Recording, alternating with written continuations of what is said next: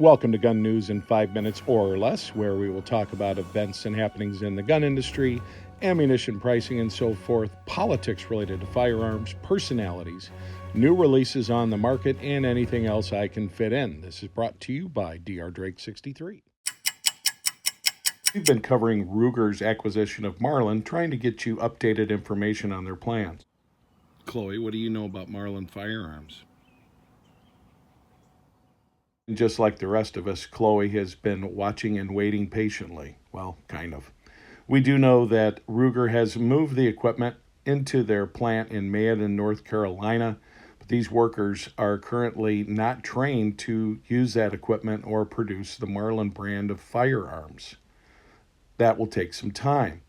I have not been able to reach Ruger's CEO for comment, understandably, and their customer service folks don't have a lot of information.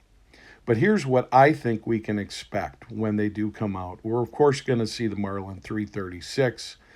We're going to see the Marlin 1895. That's been a popular seller as well as their 1894s, which are the pistol caliber versions of those lever actions.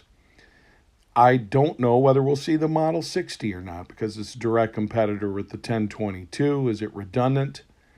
Here's what I don't think we'll see is high finish types of firearms, the bluing that Marlin was famous for years, wood stocks of high quality walnut and so forth, engraved, beautiful looking presentation type pieces. I also don't expect, due to redundancy, that you'll see the bolt action series of Marlins come back.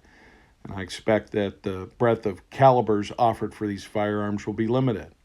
But obviously, Henry's the dominant force in the lever action world right now. It'll be interesting to see if we're going to see a 22 caliber lever action.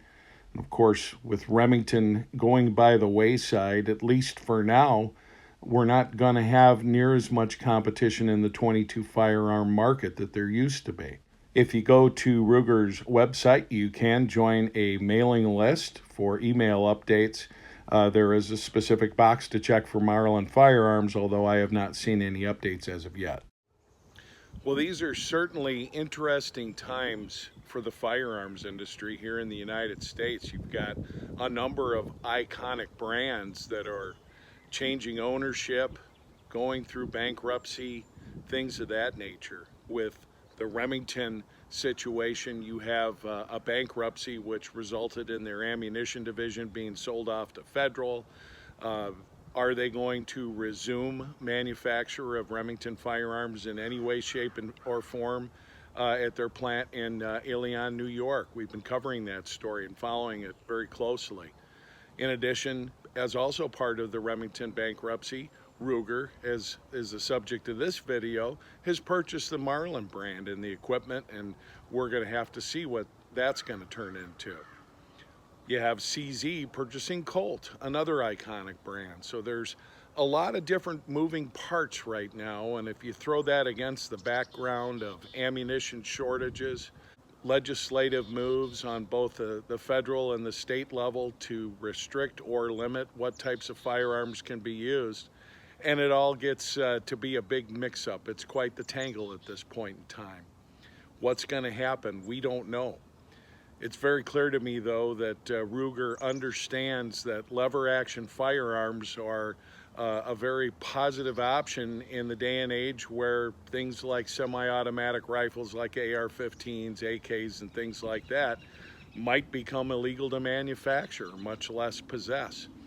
So all these things together, I still continue to say this is a very smart move for Ruger. We'll have to see what they're going to do from a production standpoint, the breadth of the product line that they're going to re-release, and of course how they're going to compete against Henry, who has really stepped up and dominated the lever action market.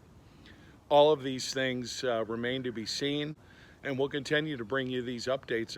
Hopefully have some more meaningful information and more specific information to pass on. But as I mentioned earlier, I don't think Ruger knows.